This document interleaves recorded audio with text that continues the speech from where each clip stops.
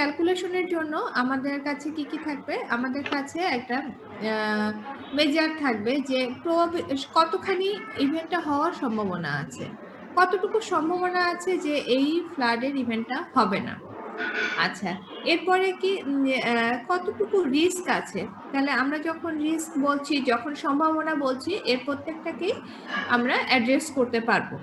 প্রত্যেকটাকে address করতে করতে আমরা একটা এক্সাম্পল প্রবলেমও দেখেছিলাম যে আমাদের কাছে যদি জানা থাকে যে ফ্লাড হওয়ার, আমরা ডিজাইনের ক্ষেত্রে এটা জেনে নিয়েছি যে 25 বছরের ভেতরে এই ফ্লাডটা হওয়ার সম্ভাবনা বা রিস্কের পরিমাণটা হচ্ছে 5%। তাহলে ফ্লাডটা না হওয়ার সম্ভাবনা কত? 95%। তাহলে 25 বছরের এই ফ্লাডের উপরে ভিত্তি করে আমাদেরকে জিজ্ঞাসা করা হয়েছিল যে রিটার্ন পিরিয়ড কত, এবং সেই রিটার্ন পিরিয়ডটা আমরা বের করেছিলাম কত যেন 488 বছর। তাহলে আমাদের এই ক্যালকুলেশনটা কি করলাম, একইভাবে আমাদের অনেক সময় জিজ্ঞাসা করা হয় যে 10 বছরে একবার ফ্লাড হবে, 10 বছরে দুইবার হবে, 10 বছরে অ্যাটলিস্ট একবার হবে। তাহলে 10 বছরে একবার হবে এবং 10 বছরে অ্যাটলিস্ট একবার হবে, দুটো কিন্তু আলাদা আলাদা কথা, এটা একটু খেয়াল রাখবে। 10 বছরে দুইবার হবে, 10 বছরে হবেই না ফ্লাড, সেটাও আমরা কম্পিউট করতে পারবো। আমরা আমাদের ক্লাসে শিখেছিলাম গাম্বলস মেথড। গাম্বলস মেথডের ক্ষেত্রে একটা অ্যানালাইটিক্যাল সলিউশন আমরা বের করেছিলাম। গাম্বলস মেথডের এই অ্যানালাইটিক্যাল যে সলিউশন আছে, সেই সলিউশনটা আমরা এখানে বের করার চেষ্টা করেছিলাম, যেখানে কিনা কিউপি, যেখানে মিন অবজার্ভ পিক ডিসচার্জ, যখন মিন বলছি তখন কিউপি বার দিয়ে প্রকাশ করছি, পিক ফ্লাড ডিসচার্জ কিউপি দিয়ে প্রকাশ করছি ওয়াই দিয়ে, কত সংখ্যক বছরের ফ্লাড আমরা রেকর্ড করছি, কে দিয়ে ফ্রিকোয়েন্সি ফ্যাক্টর বোঝাচ্ছি, সিগমা দিয়ে স্ট্যান্ডার্ড ডেভিয়েশন বোঝাচ্ছি। আমরা এই প্রসঙ্গে বলেছিলাম যে কিছুক্ষণ আগে যে প্রবলেমটা করেছি, ওই প্রবলেমটাকে আমরা গাম্বল মেথডের সাহায্যে করব। প্রবলেমটা কিভাবে করেছিলাম, আমরা অ্যাসেন্ডিং অর্ডারে তাকে ক্যালকুলেট করেছিলাম। অ্যাসেন্ডিং অর্ডারে ক্যালকুলেট করার পরে আমরা সেখান থেকে চান্স ফ্লাড বের করেছি, এবং চান্স ফ্লাডের পরে আমরা যেন অবশ্যই বের করে থাকি যে কতটুকু ম্যাগনিটিউডের ফ্লাড ওখানে অবস্থান করছে। তারপরে আমরা গাম্বল মেথডে একটু প্রোগ্রেস করে আমরা এক সময় বলেছি reduced mean y n Gumbel extreme value distribution. Extreme value ডিস্ট্রিবিউশনের জন্য আমরা যদি জানি কত বছরের ডাটা আছে, 40 বছরের ডাটা আছে, তাহলে 40-এর সাথে 40 আমরা বাদিক থেকে পড়ছি এবং উপর থেকে 0 দিয়ে মিলিয়ে 0.4536 এটা আমাদের কাছে ওয়াইএন এর ভ্যালু হবে। একইভাবে যখন আমরা প্রসিড করব হচ্ছে 46 ইয়ার্স, তাহলে 40 ইয়ার্সের জন্য আমরা প্রসিড করে 46 এর জন্য উপর থেকে 6 নিয়ে 0.4568 এই ভ্যালুটা নিয়ে আমরা ক্যালকুলেশনগুলো করব। আমাদের কাছে এই কম্পিটিশনের জন্য একটা গাইডেন্স দেওয়া আছে যে একইভাবে আমরা রিডিউসড স্ট্যান্ডার্ড ডেভিয়েশনকে নিয়ে কিভাবে বের করতে পারি। তাহলে রিডিউসড স্ট্যান্ডার্ড ডেভিয়েশনের জন্য একইভাবে এন এর মান 10 থেকে 100 হচ্ছে এবং 0 থেকে 9 পর্যন্ত হচ্ছে। এখান থেকে আমি গাম্বলের এক্সট্রিম ভ্যালু ডিস্ট্রিবিউশনটাকে ক্যালকুলেট করতে পারছি। গাম্বল এক্সট্রিম ভ্যালু ডিস্ট্রিবিউশনের ক্যালকুলেশন হলো এবং ওয়াই এর মান ক্যালকুলেশন হলো। আমরা বলেছিলাম যে আজকের ক্লাসে এখান থেকে প্রবলেমটা সলভ করবো। এখানে প্রবলেমের ভেতরে আমাদেরকে বলে দেওয়া আছে যে দুইটা রিটার্ন পিরিয়ডের এগেইনস্টে পিক ফ্লাডের মান জানা গেছে। একটা হচ্ছে 100 বছর এবং পিক ফ্লাডের মান হচ্ছে 485 metre cube per second. Return period 50 years, তার পিক ফ্লাডের পরিমাণ 445 মিটার কিউব পার সেকেন্ড। তাহলে ফ্লাড ডিসচার্জের পরিমাণটা এই রিভারের ক্ষেত্রে কত হবে যদি কিনা রিটার্ন পিরিয়ডের পরিমাণ 1000 হয়। তাহলে আমার সাথে এটা একটু খেয়াল করে দেখো যে 100 বছরের জন্য তুমি জানো পিক ফ্লাডের পরিমাণ কত এবং জানো হচ্ছে 50 বছরের জন্য। রোল নাম্বার 30 মার্জান, তুমি ক্লাসে এন্ট্রি করতে পেরেছো?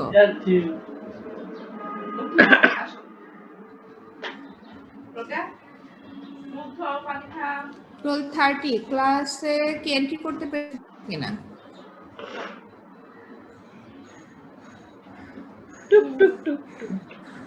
তাহলে আমাদের কাছে রিটার্ন পিরিয়ড হবে 100 ইয়ারের জন্য এবং 100 ইয়ারের জন্য আমরা 485 হবে, 50 ইয়ার্স এর জন্য হচ্ছে 445 হচ্ছে।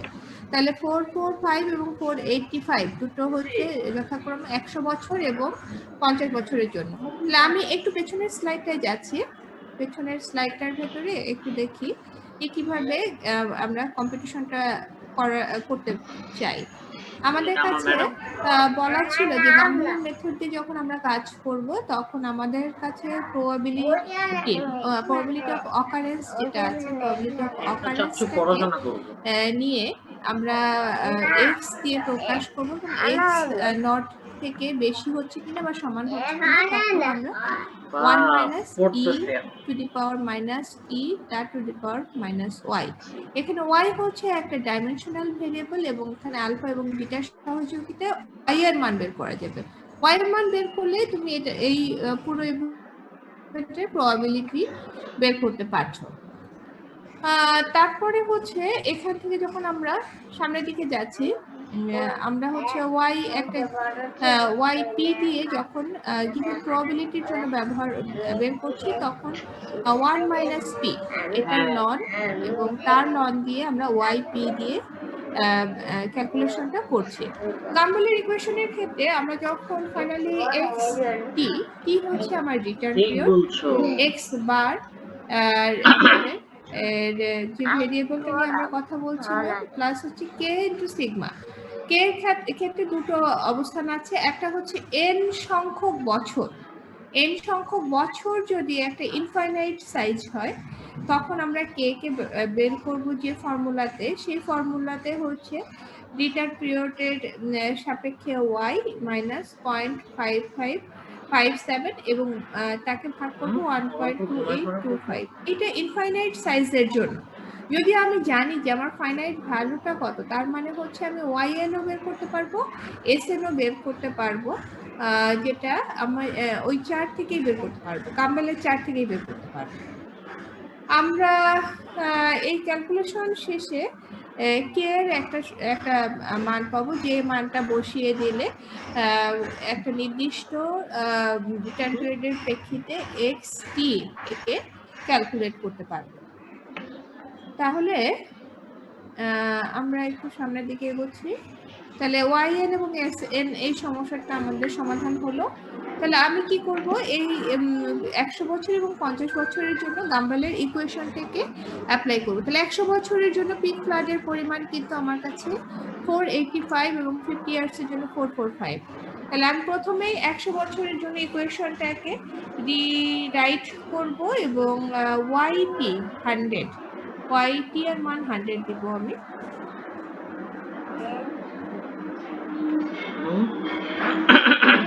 তাহলে আমাদের কাছে এক্স 100 ইয়ার্স এর জন্য 485 মিটার কিউব পার সেকেন্ড এভাবে আছে, 485 মিটার কিউব পার সেকেন্ড এভাবে আছে। তাহলে এখানে এক্স 100 দিয়ে 485 metre cube per second given ভ্যালুটা নিয়ে আমি সামনের দিকে যাচ্ছি। এক্স 50 ইয়ার্স, তাকে সামনের দিকে আমি যখন যাচ্ছি তখন 445 মিটার কিউব পার সেকেন্ড। আমরা এটাকে সাবস্ট্রাক্ট করব, সাবস্ট্রাক্ট করে দেখা যাবে যে y 100 by sn minus y 50 by sn into sigma, এই দুটোকে আমরা 40 মিটার কিউব পার সেকেন্ড বলবো। কারণটা কি, আমরা প্রথম যে টার্মটা নিয়ে এসেছি সেটা 100 বছর থেকে 50 বছরকে বিয়োগ করেছি। একইভাবে 485 থেকে 445 মিটার কিউব পার সেকেন্ড বিয়োগ করে আমি 40 মিটার কিউব পার সেকেন্ড পেয়েছি এবং এখানে সিগমা বাই sn এই একটা রিলেশন আমরা বের করতে পারবো। সেটা তুমি রুটি দিয়ে নুসরা দেখাবা? হ্যাঁ, ডিম্বল দেখাবা? স্যান্ডেল পাইছো, স্যান্ডেল পাইছো। ওই স্যান্ডেল পাইছো। নুসরা দেখাবা? হ্যাঁ।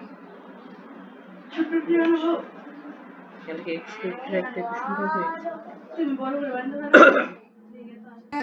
সাথে সাথে ক্যালকুলেশন করছো, এটা আমি ধরে নিচ্ছি। কোনো একটা টার্ম যদি এখন বুঝতে সমস্যা হয় একটু জিজ্ঞাসা করো। রোল 30 মার্জান, তুমি কি এন্ট্রি করেছো? ম্যাম রোল 30 এখনো ঢুকতে পারে না ম্যাম। আচ্ছা, রোল 30 কে আমি এখন ও দুটো ডিভাইস নিয়ে ঢুকছিল, একটা ডিভাইসকে তো ওকে আমি ওকে করে দিয়েছি, সেটা দিয়েও ঢুকতে পারেনি।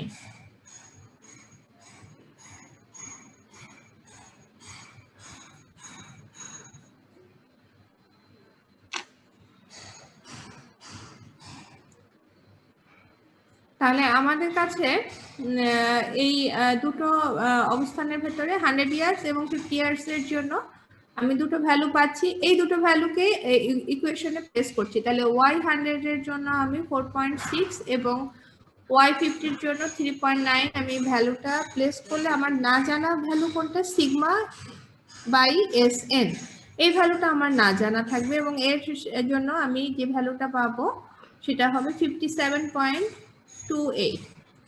তাহলে আমি সিগমা বাই এসএন এই অংশটুকু সম্পর্কে আমার জানা থাকলো। তাহলে আমার কাছে 1000 বছর টি এর মান বা রিটার্ন পিরিয়ড যদি 1000 বছর হয়, তার জন্য ওয়াই 1000 ইকুয়াল টু আমার কাছে পুরো ক্যালকুলেশনটা আমি করছি, টি এর মান t-1 করছি আর 6.90। এখান থেকে আমরা 1000 বছর এবং 100 বছরের জন্য আমি ক্যালকুলেশন করে x/1000 মাইনাস x/100 এভাবে আমি ক্যালকুলেশনটা করছি। এখানে ক্যালকুলেশনের শেষে x1000 সমান সমান আমার কাছে এখন কিন্তু আমার সেই সিগমা বাই এসএন এটার প্রয়োজন হবে। Sigma by SN equal to 57। এই ক্যালকুলেশনটা আমি যখন আমার কাছে আছে তখন 1000 বছরের জন্য 617.17 মিটার কিউব পার সেকেন্ড এই ভ্যালুটা আমি পাচ্ছি। 1000 বছরের জন্য ফ্লাডের পরিমাণ 617.17 metre cube per second peak ফ্লাডের পরিমাণ। 100 বছরের জন্য যেখানে 485 ছিল এবং 50 বছরের জন্য যেখানে 445 ছিল।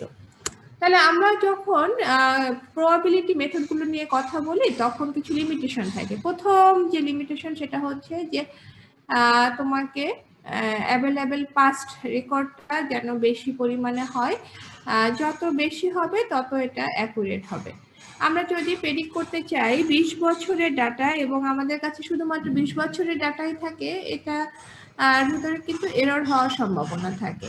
একইভাবে আমাদের কাছে যদি 10 বছরের ডাটা থাকে কিন্তু 20 বছরের ডাটা আমরা প্রেডিক্ট করার চেষ্টা করি, এটা বেশ করা যাবে না। আমরা করে থাকি অনেক ক্ষেত্রে, যেহেতু ডাটা না থাকলে আমরা করে থাকি, কিন্তু এক্ষেত্রে অ্যাকুরেসি আমরা পাবো না।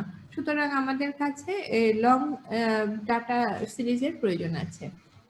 যদি জিজ্ঞাসা করা হয় ডিজাইন ফ্লাড কাকে বলে এবং ডিজাইন ফ্লাডের ইম্পর্টেন্স কি, তাহলে কোনো একটা স্ট্রাকচার যখন ডিজাইন করতে যাব, হাইড্রোলিক স্ট্রাকচার বিশেষত, তখন আমাদের কাছে অবশ্যই ডিজাইন ফ্লাডটা জানা থাকবে। ভিন্ন ভিন্ন পদ্ধতিতে ডিজাইন ফ্লাডকে নির্ধারণ করা হয়। একটা পদ্ধতি হচ্ছে যে সেই ম্যাক্সিমাম ফ্লাড যেখান থেকে স্ট্রাকচারটা সেই ম্যাক্সিমাম ফ্লাডটা স্ট্রাকচারে কোনো ড্যামেজ না করে ফ্লাড হতে পারে, সেই অংশটুকু নিয়ে আমরা ডিজাইন ফ্লাডকে বলতে পারি। আমরা যদি কোনো একটা টলারেবল রিস্কের কথা চিন্তা করি, যে আমরা মনে করছি যে আমাদের 15% বা 15% রিস্ক আমি অ্যালাউ করতে পারবো, সে ধরনের এরকম আমার স্ট্রাকচারের জন্য, সেক্ষেত্রে যে ফ্ল্যাটটাকে আমরা নির্ধারণ করব সেই 15% রিস্কের কথা চিন্তা করে সেটাই আমাদের ডিজাইন ফ্ল্যাট হবে। কোনো একটা প্রজেক্টের জন্য হাইড্রোলিক স্ট্রাকচার যদি কোনো একটা ড্যামেজ কে সেটা অবজেক্টের রিলেটেড ড্যামেজ হতে পারে এবং সেই অবজেক্ট রিলেটেড ড্যামেজটাকে আমরা যেন কলাপস না করতে দেখি, অবজেক্ট রিলেটেড যে ড্যামেজ হবে সেই ড্যামেজটাকে যেন আমরা ধারণ করতে পারি, যে ফ্লাডের এগেইনস্টে সেই ফ্লাডটাকে আমরা ডিজাইন ফ্লাড হিসেবে ডিনোট করতে পারবো। আমরা সেই লার্জেস্ট ফ্ল্যাটটাকে নিব যে লার্জেস্ট ফ্ল্যাটটা দিয়ে আমাদের স্ট্রাকচার সেফ থাকবে। তাহলে ডিজাইন ফ্ল্যাটের ক্ষেত্রে আমরা প্রায় বলে থাকি আরেকটা কথা, সেটা হচ্ছে inflow design flat. Inflow design ফ্ল্যাটটাকে শর্ট করে অনেক সময় বলা হয় আইডিএফ, এবং এটা আসলে আমি পছন্দ করি না, কারণ হচ্ছে আমরা হাইড্রোলজিতে আইডিএফ দিয়ে কি যেন বলতাম, হাইড্রোলজিতে আইডিএফ দিয়ে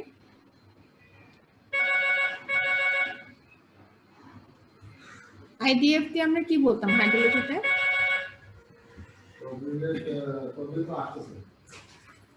হ্যালো হ্যালো জি, কয়টার সময় যেতে হবে? জি, আমি জলদি করে দেবো।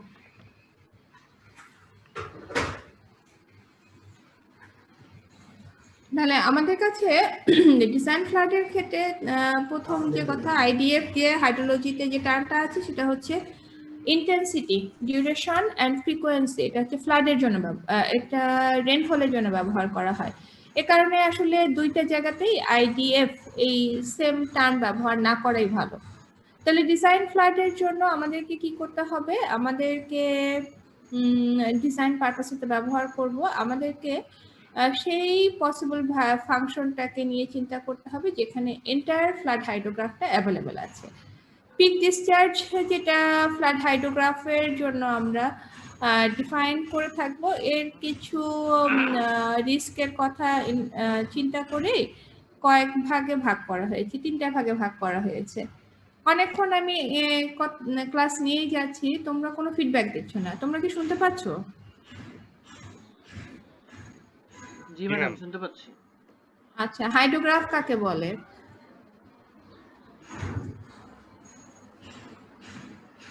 ম্যাডাম, সময়ের সাপেক্ষে ডিসচার্জের পরিমাণ, ওটাকে হাইড্রোগ্রাফ বলে। ফ্লাড হাইড্রোগ্রাফ কাকে বলে?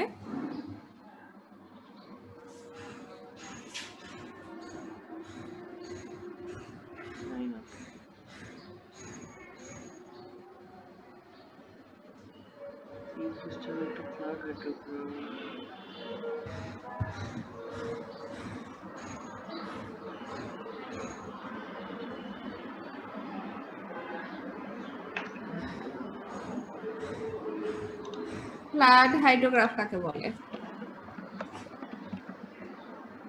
সময়ের সাপেক্ষে ডিসচার্জকে প্লট করাকে হাইড্রোগ্রাফ বলে, ঠিক আছে।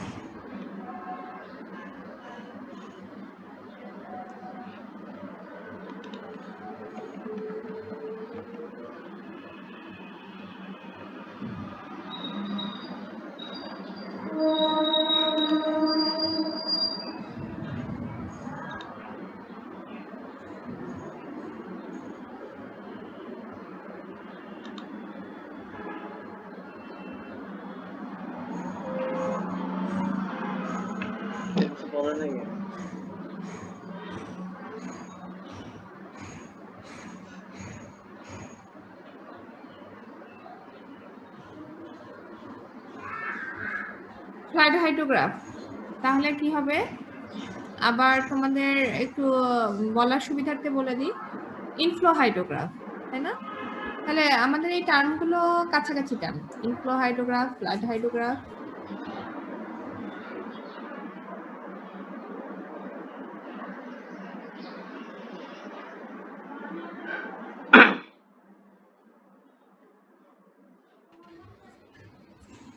তাহলে ইনফ্লো হাইড্রোগ্রাফ এবং ফ্লাড হাইড্রোগ্রাফ সবগুলো ক্ষেত্রে একই কথা, কিন্তু ডিসচার্জ ওভার টাইম, তাই তো? তাহলে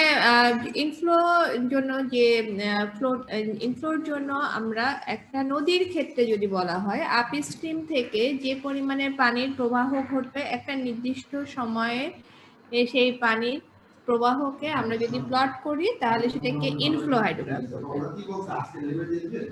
সমস্ত ফ্ল্যাটকে যদি আমরা হাইড্রোগ্রাফি রেসপেক্টে প্রকাশ করি, ফ্ল্যাটটা তো আসলে তোমার কোয়ান্টিটি, তাই না? ফ্লোটা টাইমের রেসপেক্টে, তাহলে সেটাকে যদি আমরা রিপ্রেজেন্ট করতে পারি সময়ের সাপেক্ষে, তাহলে সেটা আমাদের জন্য ফ্ল্যাট হাইড্রোগ্রাফ। তাহলে আমাদের কাছে রিস্কের কথা চিন্তা করে probable maximum flood, standard project flood এবং flood of a specific return period, হ্যাঁ, এইভাবে আমরা প্রকাশ করব।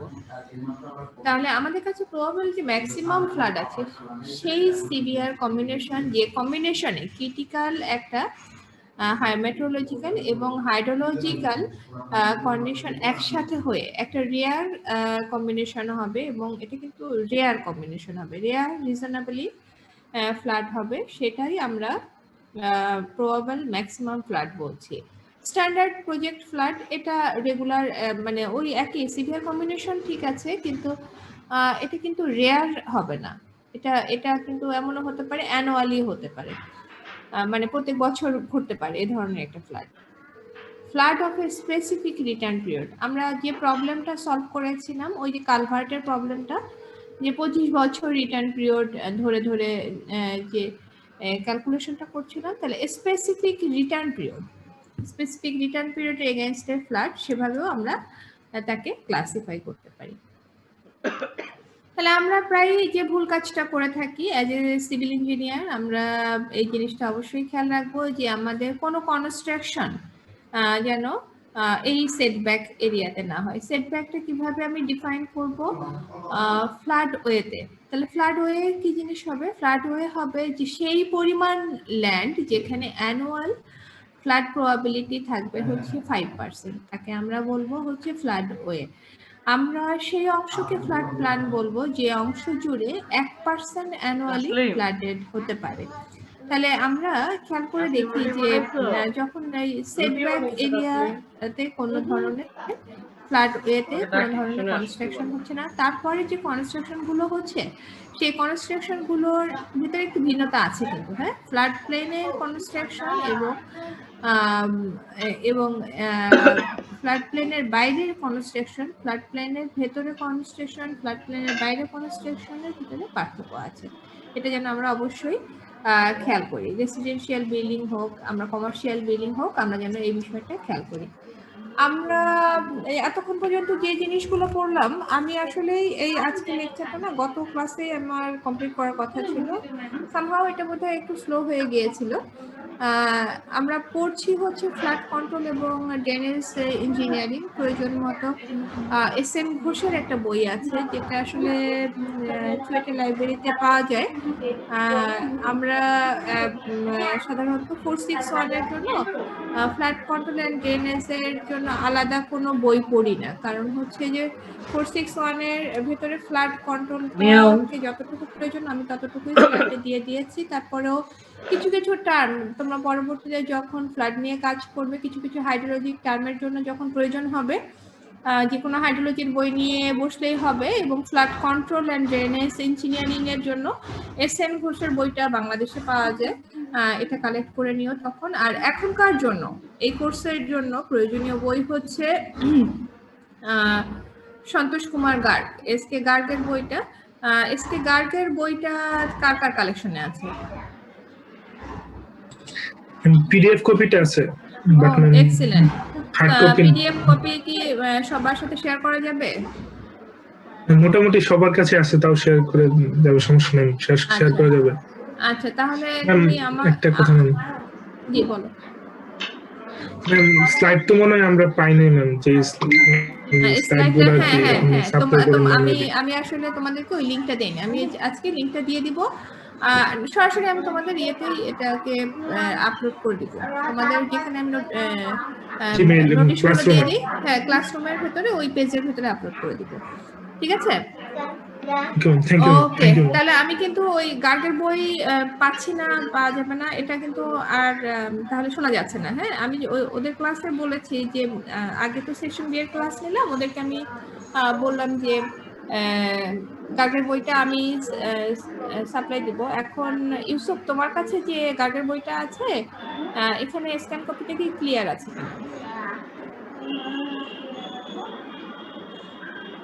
ইউসুফের কাছে তো গার্গের বইটা আছে না তুষারের কাছে আছে? দেখা লাগবে ম্যাম, একটু দেখে বলতেছি ম্যাম, একটু এক আচ্ছা, মিনিট অসুবিধা দেখে নেই। বলতেছি। তুমি এটা চেক করে আমাকে কনফার্ম করো, হ্যাঁ? কারণ আমি যে গাম্বল মেথডের প্রবলেমটা যেখান থেকে করাচ্ছি না, আমার কাছে স্ক্যান কপিটার অবস্থা একটু বেশি মানে ক্লিয়ারলি পড়া যাবে, কিন্তু ওই স্ক্যান কপি খুব প্রমিনেন্ট আর কি। তোমার যদি পিডিএফ কপিটা এরকম স্ক্যান কপি না হয়, তাহলে ওটা বোধহয় পড়াটা ইজি হবে। ঠিক আছে? তুষার, তুমি ওটা একটু ওকে ম্যাম, দেখছি আমার সাথে দেখছি ইমেলে ম্যাম, সমস্যা যোগাযোগ নেই। করো। হ্যাঁ, আমার সাথে ইমেলে যোগাযোগ ওকে করে এটা কনফার্ম করবো আমরা। ঠিক আছে? তাহলে তোমার সাথে ওকে ম্যাম, কনফার্মেশনটা আমার দরকার আগামী সপ্তাহের আগে। ওকে ম্যাম, আমি ওকে। আজকে যে জানিয়ে হ্যাঁ, আচ্ছা ঠিক আছে। এখন একটু সবার খাতার ভেতরে একটা নদীর ছবি আঁকো তো। নদীর ছবি কিভাবে আঁকবে? বহমান নদী। খুব দ্রুত আঁকবে। বহমান নদী।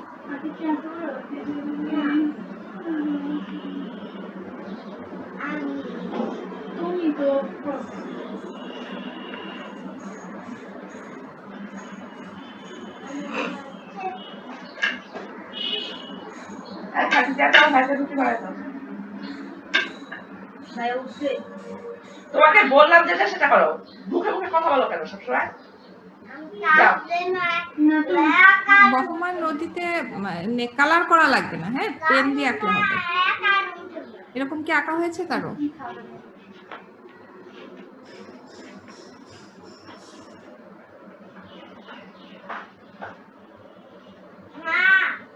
আচ্ছা, তুমি এখানে বসে বসে খাও।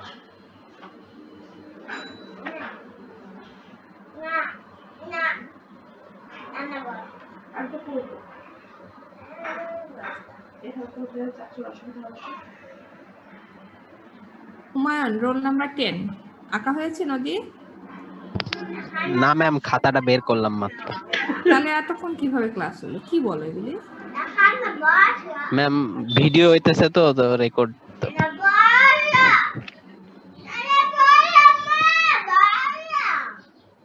তুমি এই ঘরে যাও, পুপিনের ঘরে যাও, আরাম করে করতে পারবো।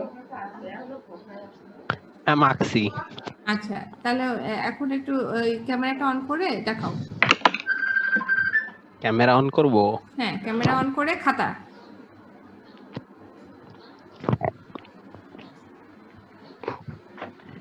বহমান নদীকে দেখো। জি ম্যাম।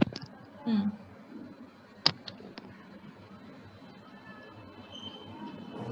খাতা পুরোপুরি ক্যামেরার সামনে খাতা হবে, হ্যাঁ? আচ্ছা, তাহলে ওই যে নদীর ওখানে হঠাৎ করে একটা ইউ শেপের হলো না? হুমায়ুন, কি শুনতে পাচ্ছ? হ্যাঁ ম্যাম, শোনা যায়।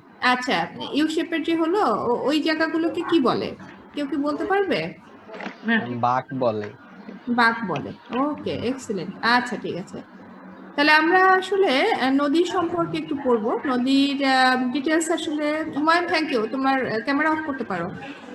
তাহলে আমরা নদী সম্পর্কে যখন পড়বো, তোমাদের নেক্সট টার্মের যে ক্লাস আছে, সেই ক্লাসে যারা ওয়াটার ডিভিশনে আসবে তারা দুটো কোর্স করতে পারবে। একটা হচ্ছে হাইড্রোলিক স্ট্রাকচার আর একটা হচ্ছে রিভার ইঞ্জিনিয়ারিং। ওখানে আসলে আমরা ডিটেলস নদী সম্পর্কে বলবো। হুমায়ুন যে নদীটা এঁকেছে, আমার এই স্লাইডে বাঁ দিকে নদীটার মতো অনেকটা না যে আঁকা বাঁকা আছে, এবং ও এটা বলেও দিয়েছে যেখানে যে ইউ শেপ হয়ে যাচ্ছে, এই শেপগুলোকে বাঁক বলে। আমরা এটাকে ইংলিশে বলে থাকি মেন্ডারিং। তাহলে আমরা মেন্ডারিং সম্পর্কে যখন স্টাডি করি তখন দেখি যে অ্যালুভিয়াল ফ্ল্যাট প্লেনে জিগজ্যাগ ফ্যাশনের রিভার রিচ ক্রিয়েট হয়, এবং এটাকে আমরা মেন্ডারিং বলি।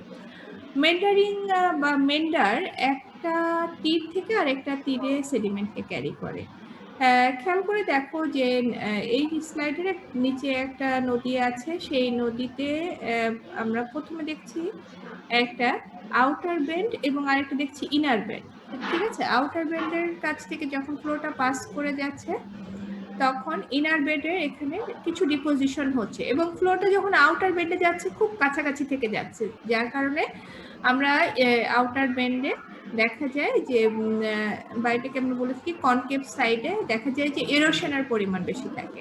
তাহলে এরোশনটা আমাদের কনকেভ সাইডে হচ্ছে, ডিপোজিশন হচ্ছে কনভেক্স সাইডে। কনকেভ এবং কনভেক্স সাইডের এই ইরোশন এবং ডিপোজিশনের মাধ্যমেই দেখা যায় যে মেন্ডারের সৃষ্টি হয়।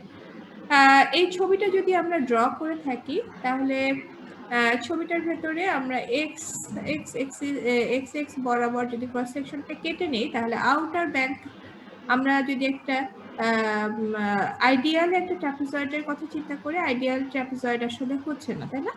একটা সাইড একটু ঝুঁকে গেছে, ইনার ব্যাংকের দিকে দেখা যাচ্ছে যে বেশি পরিমাণ ডিপোজিশন হওয়ার কারণে এর শেপটা একটু কি বলা যায়, এটাকে কি শেপ যেন বলেছিলাম যেখানে সিল্ক ডিপোজিশন হয়েছে,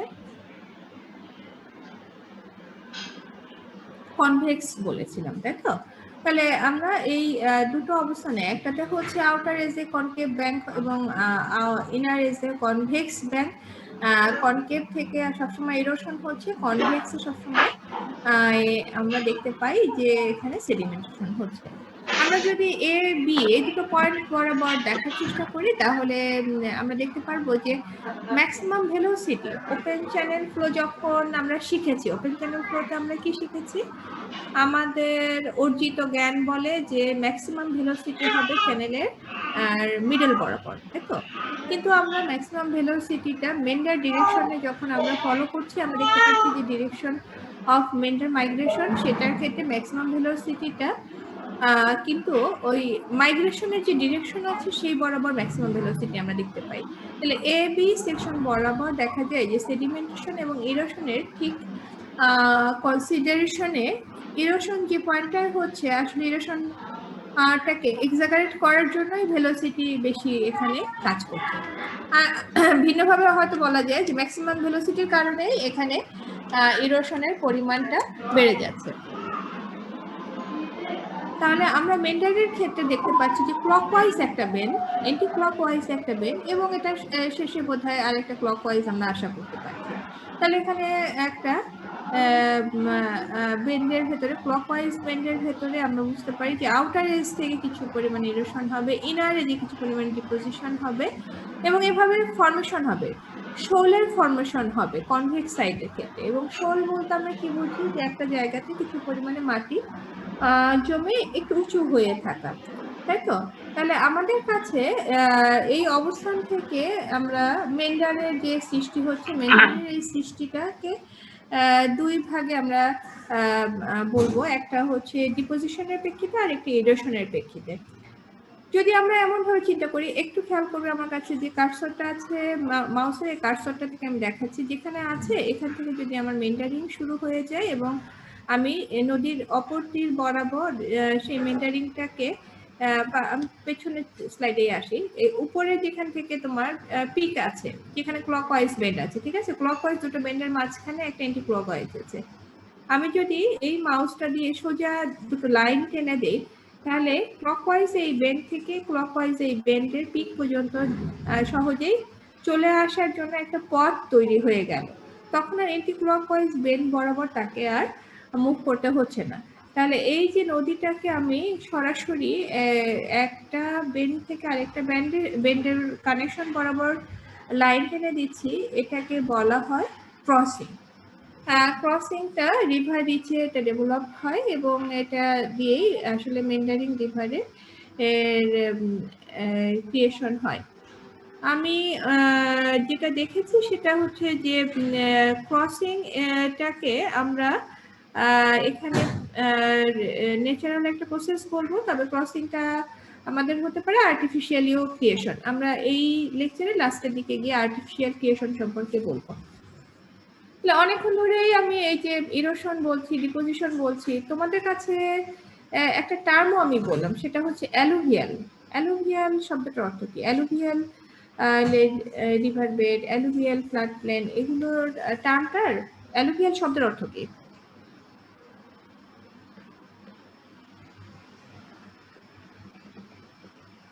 ম্যাডাম পলি মনে হয়। মনে হয় না, পলি, ঠিক আছে? যার কারণে পানির প্রবাহ যখন ঘটছে এবং পানির প্রবাহর সাথে ক্লিয়ার পানি যখন থাকবে তার যে ওজন থাকবে সেই পানির সাথে যদি বালু এবং কাদা মিশ্রিত থাকে পানিটা একটু ভারী হয়ে যায়, ঠিক আছে? সিল্ট, ক্লে এবং স্যান্ড যখন মিশ্রিত হয়ে যায় তো ভারী হয়ে যায় এবং তারা কিছু দূর যাওয়ার পরে এই যে এখানে দেখো যে এটাকে আমরা বলছি পয়েন্ট বা ডিপোজিশন। পয়েন্ট বা ডিপোজিশন যেটা, সেই পয়েন্ট বার ডিপোজিশন গুলো কেন হচ্ছে, ওই যে সিল্ট, ক্লে এবং স্যান্ড সে ডিপোজিট হতে হতে এই পয়েন্ট বার ডিপোজিশনটা ক্রিয়েট করছে মেন্ডারের জন্য। এবং মেন্ডার কিন্তু আসলে যে আঁকাবাঁকা যেটা আমরা দিয়ে আজকে ক্লাসটা শুরু করেছি, সেই আঁকাবাঁকাটা কিন্তু সবসময় সাইন কার্ভকে ফলো করবে, কিন্তু তুমি কখনো বলতে পারো না যে এই শেপটাই সে সবসময় ধরে রাখবে। তার মাইগ্রেশনের যে ডিরেকশন আছে, মেন্ডার মাইগ্রেশনের একটা ডিরেকশন হবে due to river bed material and flow. তাহলে আমরা এই পয়েন্ট বারগুলোর ক্ষেত্রে দেখবো যে সময়ের সাথে সাথে এই ডিপোজিশনটা বাড়তে থাকবে। কি কি কারণে আমাদের মেন্টারিং হতে পারে? অবশ্যই পানিতে ভেলোসিটি বেশি থাকতে হবে, ফ্লোর পরিমাণ বেশি হবে, যেমন হচ্ছে ফ্লাড সিজনে এতে সিল্টের পরিমাণ বেশি ক্যারি করা হচ্ছে, এবং এখানে যদি স্লোপ থাকে সেটাও আরেকটা প্যারামিটার যেখানে আমাদেরকে ডিপোজিশন এবং ইরোশনকে প্রভাবিত করবে। এবং এটাকে অ্যাগ্রেডেশন এবং অ্যাগ্রেডেশন যে ফরম্যাটটা থাকবে, অ্যাগ্রেডেশনটাকে আমরা প্রাইমারি একটা প্রসেস বলবো যেটা মেন্ডারিংকে সাপ্লিমেন্ট করবে। এবং এরপরে যে অংশগুলো থাকবে যে ফ্লো থেকে একটু ডেভিয়েট করবে, কিভাবে এক ব্যাংক থেকে আরেক ব্যাংকে পানিটা প্রবাহ ঘটছে, সেই ওয়াটারের মুভমেন্টের উপরেও দেখা যাবে যে মেন্ডারিংটা প্রসিড করছে। আমাদের কাছে যে শোলের ক্ষেত্রে আমরা যেটা বলছিলাম, শোলটা কেমন হবে, একটা জায়গাতে কিছু পরিমাণে পলি জমা হবে, জমা হয়ে জায়গাটা একটু উঁচু হয়ে থাকবে। সেই অংশটুকুকে যদি আমরা কোনো একভাবে ক্যাপচার করে ফেলতে পারি, যে শোলিং অংশটাকে ক্যাপচার করে ফেললাম, তাহলে সেখানে আমরা দেখতে পারবো যে সেখান থেকে ফ্লোটা ডাইভার্ট হবে না।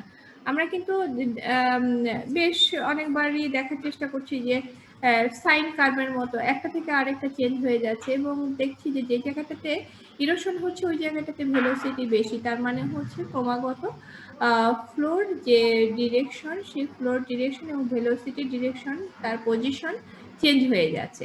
পজিশনটা চেঞ্জ হওয়ার পেছনে কি কি কারণ আছে, সেই কারণগুলো আমরা রিলেট করে থাকবো মেন্ডারিং হওয়ার কারণগুলোর সাথে। আমি নেক্সট ক্লাসটা এখান থেকে শুরু করব, যে 4টা ভেরিয়েবল যারা কিনা মেন্ডারিং প্রসেসকে প্রভাবিত করে, সেই ভেরিয়েবলগুলো নিয়ে কথা বলবো। নেক্সট ক্লাসে মেন্ডারিং আমি শুরু করেছি, এবং আজকের ক্লাসটা আমি শুরু করেছিলাম ফ্লাড দিয়ে। ফ্লাড কন্ট্রোল বিষয়ে আসলে আর পড়ানো হবে না, আমরা এখন ওই রিভার ট্রেনিং এর দিকে যাচ্ছি। তাহলে নেক্সট ক্লাসে আমরা মেন্ডারিংটা শেষ করে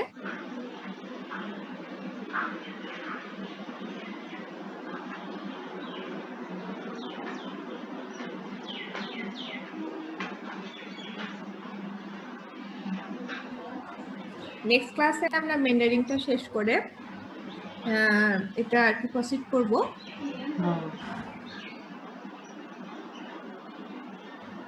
প্রসিড করব হচ্ছে রিভার ট্রেনিং এর অংশটুকু।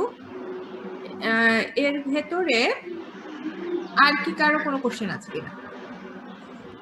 ক্লাস এখানে শেষ করে দিব। আর কারো কোনো কোয়ারি আছে কিনা? কারণ আমরা বই সম্পর্কে একটা কোয়ারি আছে, বইটা আমরা শেয়ার করে ফেলবো। আর আছে হচ্ছে লেকচার ম্যাটেরিয়ালও শেয়ার করা হবে। আর কি কারো কোনো কোশ্চেন আছে কিনা, কোয়ারি আছে কিনা?